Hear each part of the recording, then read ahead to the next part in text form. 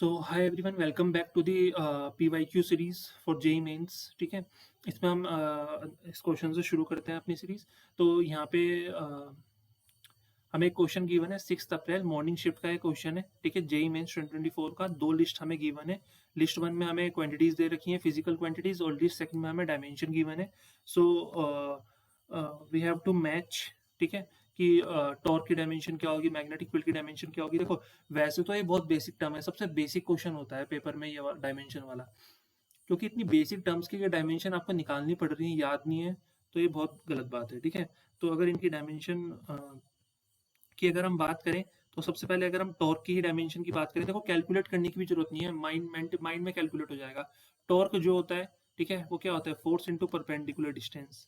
तो फोर्स की डायमेंशन क्या होती है, ML T-2। ये समझाना पड़ रहा है इसलिए लिखना पड़ रहा है मेरे को, वरना मेंटल कैलकुलेशन है। डिस्टेंस L, तो टॉर्क की डायमेंशन कितनी हो जाएगी, ML2T-2। कितना ईजी है। ठीक है, तो ML2T-2, ये देखो ये दिख रहा है यहाँ पे, ये हो गया। मैग्नेटिक फील्ड क्या होता है, B। ठीक है, बी की डायमेंशन निकालनी है, मैग्नेटिक फील्ड की डायमेंशन निकालनी है। कैसे निकालेंगे, तो कोई फॉर्मूला ढूंढो जिसमें मैग्नेटिक फील्ड ये आता है, एफ इज इक्वल्स टू क्या होता है, क्यू वी बी, याद है। तो यहाँ से अगर मैं बी निकालना चाहूँ तो बी का फॉर्मूला हो जाएगा F upon Q into V. तो एफ की डायमेंशन क्या होती है, ML T-2। क्यू क्या होता है, ए इंटू टी। ठीक है, वेलोसिटी क्या होता है, LT-1। तो इसको अगर हम सॉल्व करते हैं तो ये आएगा m। ठीक है, एल से एल कैंसिल हो गया, टी ऊपर जाएगा तो कितना हो जाएगा, T-2, और ए भी ऊपर जाएगा तो -1, MT2 -2 A-1। मैग्नेटिक फील्ड की डायमेंशन ये हो गई हमारी। ठीक है, मैग्नेटिक मोमेंट निकालना है। मैग्नेटिक मोमेंट हमारा क्या होता है, I डॉट ए। आई की डायमेंशन तो होगी करंट की एम्पेयर, एरिया की हो जाएगी L2। तो L2A ये हमारा मैग्नेटिक मोमेंट हो गया। अब बचता है परमिबिलिटी ऑफ फ्री स्पेस। तो ये हमारा परमिबिलिटी ऑफ फ्री स्पेस क्या होता है, म्यू से डिनोट करते हैं ना इसको। तो इसकी डायमेंशन ये होगी ऊपर वाली। तो इस तरह से हम डायमेंशन के क्वेश्चन कर सकते हैं, बहुत बेसिक, बहुत इजी क्वेश्चन होते हैं डायमेंशन के। देखो next question 5 April 2024 evening shift का क्वेश्चन है। क्वेश्चन में क्या कहा जा रहा है कि what is the dimensional formula of A B inverse in the equation. ठीक है, एक इक्वेशन दे रखी है और हमें पूछ रखा है उस इक्वेशन में ए बी इनवर्स का डायमेंशनल फॉर्मूला क्या होगा। और इक्वेशन आपके सामने है, P प्लस फिर A अपॉन वी स्क्वायर फिर V minus B is equals to R T. Well letters have usual meaning. ठीक है, यूजुअल मीनिंग समझ सकते हो, P हमारा प्रेशर है, V हमारी वॉल्यूम है, T हमारा क्या होता है, टेम्परेचर होता है। तो ये सब चीजें, ठीक है, A और B हमारे कांस्टेंट होते हैं। ठीक है, V में ध्यान रखना वॉल्यूम है, वेलोसिटी नहीं। तो सबसे पहले हम क्या करते हैं, सबसे पहले हमें ए और बी की डायमेंशन चाहिए ना। तो बेसिकली हमें डायमेंशनल फॉर्मूला चाहिए किसके लिए, ए अपॉन बी के लिए। ए अपॉन बी का डायमेंशनल फॉर्मूला, तो पहले ए की डायमेंशन निकाल लेते हैं और बी की निकाल लेते हैं, फिर ऑटोमेटिकली निकल जाएगा। देखो ए की डायमेंशन, मैंने हमेशा कहा है जब भी हम फिजिकल क्वांटिटी को ऐड सब्ट्रैक्ट कंपेयर करते हैं तो उनकी डायमेंशन उन्हें ही कर सकते हैं जिनकी डायमेंशन सेम होती है। तो अगर मैंने इसको और इसको ऐड किया आपस में, तो इसका मतलब जो पी की डायमेंशन है वो बराबर होगी किसकी, dimension of A upon V square की। तो मैं ऐसा कह सकता हूँ ए की जो डायमेंशन होगी वो बराबर होगी पी वी स्क्वायर के डायमेंशन की। तो प्रेशर की जो डायमेंशन होती है वो क्या होती है, ML-1 T-2। और वी हमारी वॉल्यूम है, वॉल्यूम क्या होती है, ठीक है, वॉल्यूम क्या होती है, एल क्यूब। तो एल क्यूब की अगर मैं बात करूँ, यहाँ पे मैं एल क्यूब लिखता हूँ, तो ए की डायमेंशन कितनी आ गई, ML-2T-2। तो ML-2T-2 हमारी ए की डायमेंशन होगी। बी इनवर्स मतलब अपॉन में बी है, बी की डायमेंशन निकालनी है। तो बी की डायमेंशन क्या होगी, ऑब्वियसली बी की डायमेंशन क्या होगी, बी की डायमेंशन वी के बराबर होगी। ठीक है, क्योंकि ये दोनों सब्ट्रैक्ट हो रहे हैं, तो एल क्यूब के बराबर हो जाएगी। तो इसको अगर मैं सॉल्व करता हूँ तो ये आ जाएगा ML-1 T-2। ठीक है, तो ये हमारी डायमेंशन आ गई। ML-1 T-2 कहीं यहाँ पे सही है, देखो कुछ गलत तो नहीं हुआ।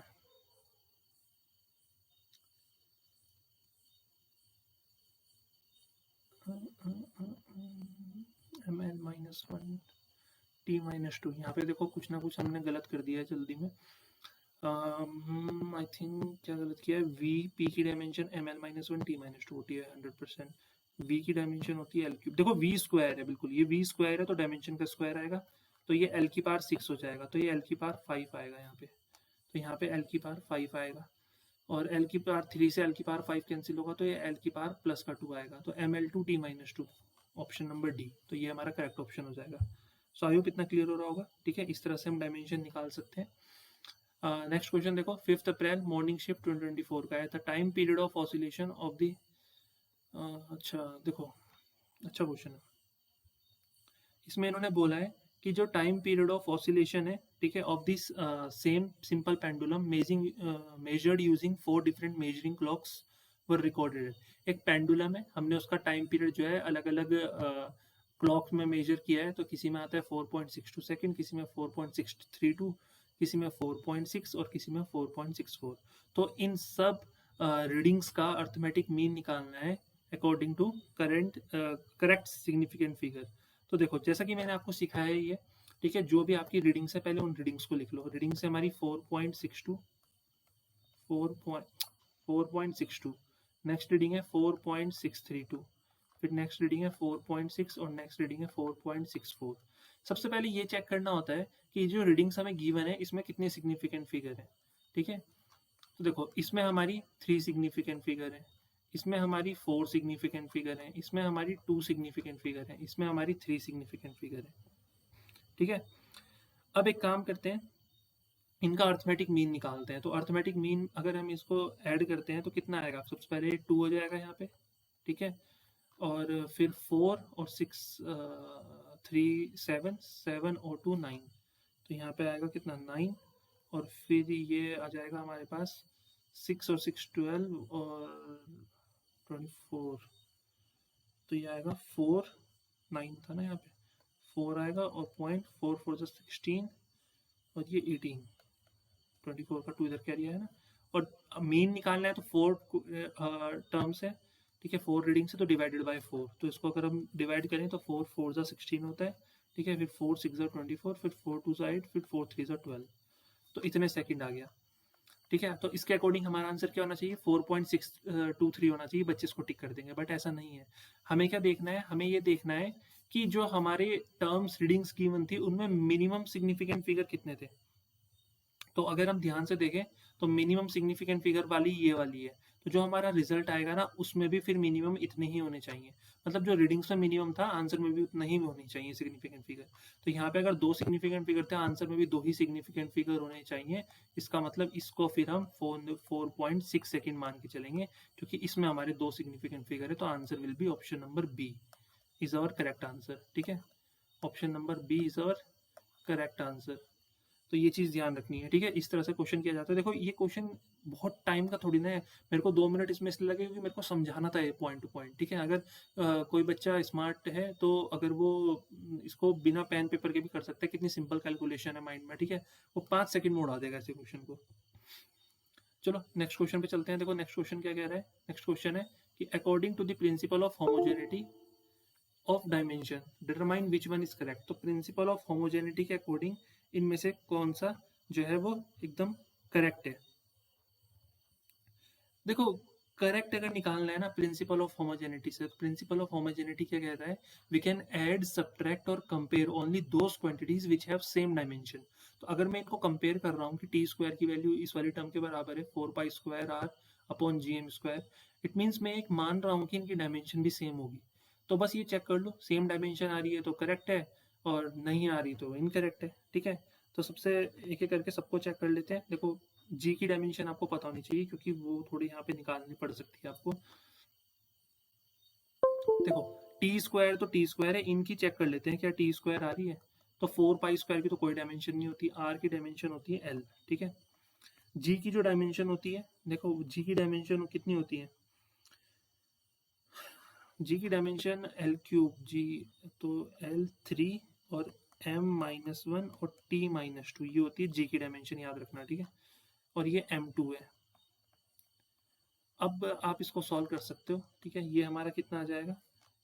l-2 हो जाएगा, m-1 और m-1 हो जाएगा, ठीक है। भाई कैंसिल भी तो होगा, कैंसिल नहीं होगा ये? नहीं नहीं नहीं नहीं, कैंसिल कैसे हो जाएगा ये?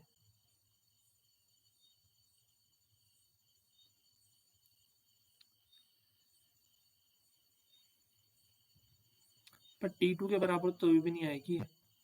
L से ये कैंसिल हुआ तो L स्क्वायर ऊपर चला गया, ठीक है। m-1 m2 तो m आएगा तो m ऊपर चला गया और t-2 ऊपर चला गया तो t2। देखो ये तो है नहीं करेक्ट। सेकंड वाला देखते हैं। 4π² की कोई डायमेंशन नहीं होती और r की डायमेंशन l होती है तो l3। ये भी हमारा इनकरेक्ट है, ठीक है, ये भी हमारा इनकरेक्ट है। इसको चेक करते हैं। 4π² की कोई डायमेंशन नहीं होती, r इज l3 और g की डायमेंशन हमें पता है कितनी होती है, l3, ठीक है, m-1 t-2 और ये सिंपल आ गया हमारा m। इसको देखते हैं चेक करके।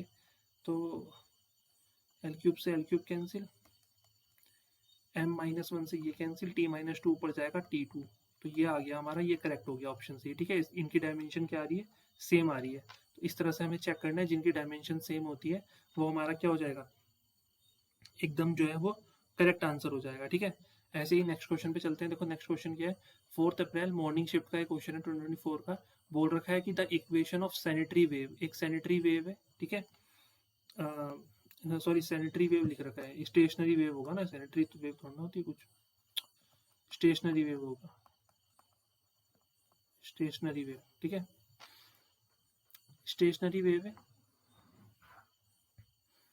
उसकी इक्वेशन दे रखी y is equals to 2a sine 2π और ये क्या है, फ्रीक्वेंसी है हमारी, स्मॉल एन से डिनोट कर रखा है t/λ इंटू फिर cos और ये एंगल दे रखा है 2πx/λ।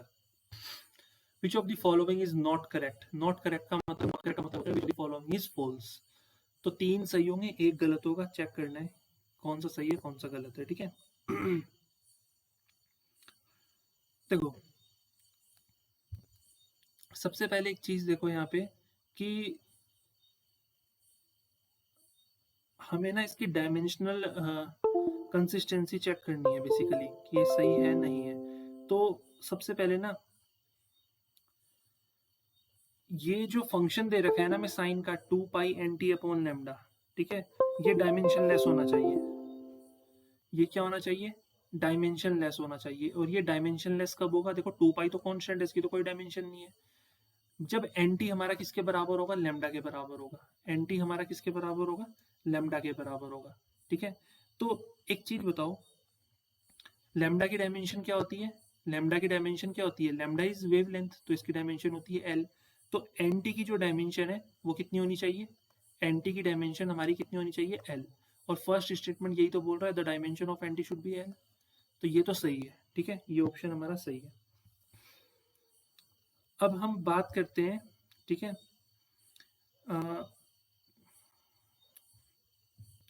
सेकेंड उसकी, the dimension of n is, n की कितनी डायमेंशन होगी। देखो n की डायमेंशन अगर हमें निकालना है तो n की डायमेंशन क्या हो जाएगी, l तो यहाँ पे है और अपॉन t की डायमेंशन टाइम होती है, तो n की डायमेंशन कितनी हो जाएगी, LT-1। तो ये भी हमारा सही है, ठीक है। और the dimension of x is l। तो देखो x की जो डायमेंशन होती है वो तो l ही होती है, x क्या होता है, डिस्टेंस होता है, ये तो l ही है। तो इट मीन्स n/λ जो होगा उसकी डायमेंशन t होगी। ये ऑप्शन बिल्कुल गलत होगा और हमें क्या बताना था, हमें गलत वाला ही ऑप्शन बताना था। तो ये हमारा आंसर हो जाएगा, ठीक है, this one will be our answer, क्योंकि हमें रॉन्ग ऑप्शन चूज करना था तो हमने रॉन्ग ऑप्शन चूज कर लिया, ये हमारा आंसर हो जाएगा। तो आई होप इतना क्लियर हो गया होगा।